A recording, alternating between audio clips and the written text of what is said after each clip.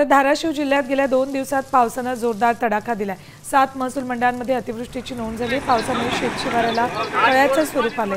काढणीला आलेले सोयाबीन आणि अन्य पिकं देखील पाण्याखाली गेल्यानं हजारो हेक्टर पिकांना तडाखा बसलाय। हातातोंडाशी आलेला घास पावसाने हिरावल्यानं बळीराजा हतबल झालाय। तर या अतिवृष्टीमध्ये जिल्ह्यात 51 घरांची पडझडही झाली। धाराशिव जिल्ह्यात पावसाने अक्षरशः धुमाकूळ घातलेला आहे। सोयाबीन सुरुवातीला काही दिवसांच्या पावसाने पिवळं पडलं, आता मात्र पिकात असं पाणी साचलेलं आहे, त्यामुळे पिकं सडायला लागली। हातातोंडाशी आलेला घास हिरावल्यानं शेतकरी आता संकटात आहे।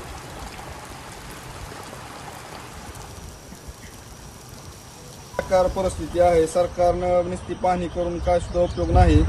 स्वतःहून लक्ष देऊन सरसंगट काहीतरी मदत करण्यात यावी ही सरकारकडे विनंती आहे। माझ्या सोयाबीनच्या पिकामध्ये बघा पूर्ण शेंगा अशा नासून गेल्या आहेत सगळ्या, तरी सरकारने आमच्याकडे लक्ष द्यावे।